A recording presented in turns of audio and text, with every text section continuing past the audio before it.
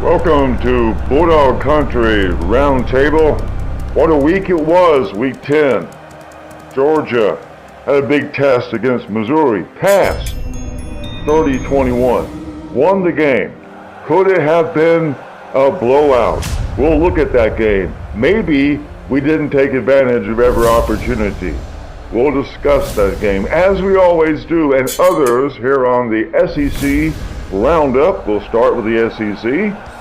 Everybody keeps up with their own teams. SEC teams are going to be thinking playoffs now from this point on, because that's what really matters. We got the regular season kind of out of the way. We got 10 games in. They finally killed the regular season. Anybody that still buys season tickets, you have my pity. The dearth of good games on Saturday, hour to hour, are exasperating. You get everything ready. You spend years setting up your little place where you watch football. What do you want to call it? Man cave? Everybody's got a place. Man, time to set it aside. And there's not much football to watch. That's my limit. We'll get to that. Have they killed the regular season? Doesn't matter now. We got through it. Next year we'll have a 12-team playoff.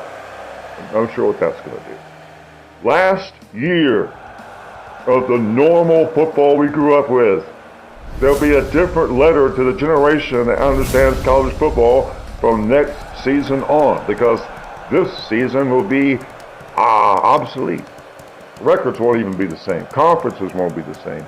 There's no way it'll be the same game. But the playoffs will have 12 teams in contention instead of 4. But this year, there's still just 4. Which 4 are going to get it? They played games with a poll and put Georgia number 2. No logic, no problem. We'll talk about that. What Georgia needs to do when they play their games, if they want to start a game planning for getting that playoff bid. It's not a lock. It's not a guarantee. They might not get in with one loss. So this Georgia team needs to be getting ready to roll. And that's how we look at every game. Does this game make you feel like they're ready, locked, and loaded? We had a couple of games that felt that way. The next week it didn't. Inconsistency. We don't know what we're going to get. It changes the entire way you approach fanhood, knowing what you're going to do. But there's one small problem, one fly in the ointment, and we'll talk about that. That fly in the ointment could be the fatal blow to Georgia's aspirations. But let's get back to who has a shot and who don't. Top 4, we'll talk about that. But in the SEC, there's no playoff team other than Georgia. Alabama is trying to sneak in. Can they do that? Yes. We'll talk about exactly why. You could almost expect it. We'll go through the schedules and look at that. So, playoffs. Georgia and Alabama still the top 2 stories. The old ways. But remember, folks, this won't last long. Next year, nobody will know what to expect.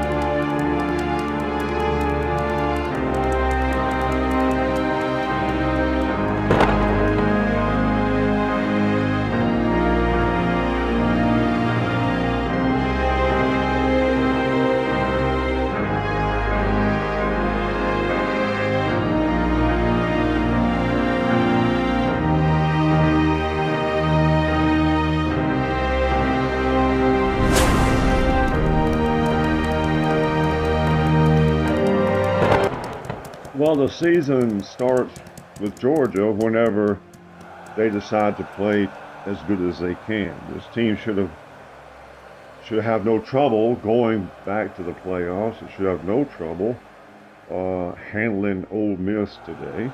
But we don't know that that's going to happen. That's the problem with this Georgia team. What it needs to do is to play consistently on offense, and everything will turn out well. So you think the offense is the primary issue with Georgia this season? It has been recognized as a defensive team. Well, certainly the defense has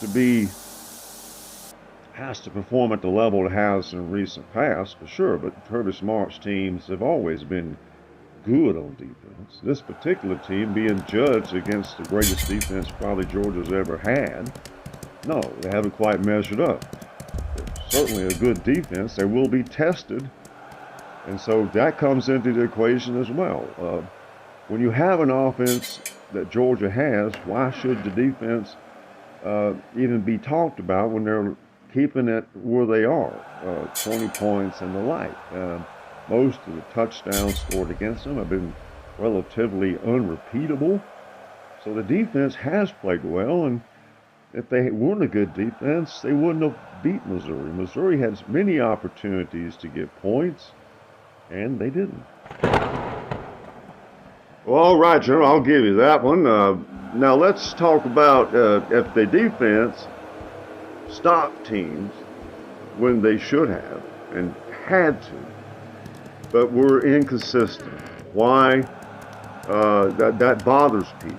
But the offense has been much more inconsistent than the defense.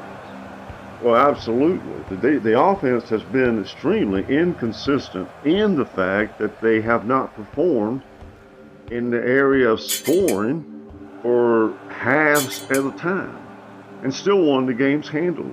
But that shows what this offense can do. This might come back to bite them, and they need to remember they don't have quite the stone wall they had last year on the defense. All right, we heard from the general. He's saying that the offense is the key to Georgia's success this year, not the defense. Defense is good. As long as it stays that way, we should be fine. But what about that offense? Yankee Doodle will tell us a little bit about that now. Again, the old concerns of Mike Bobo crept up.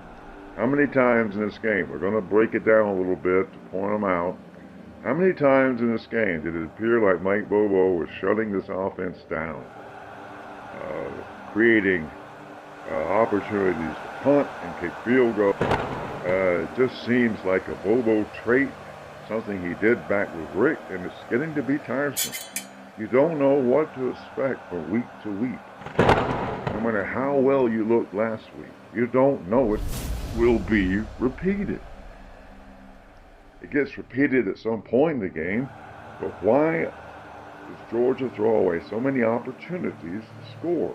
I think Mike Bobo is going to have to answer for that. No one's holding him to the fire, so I'm the only one.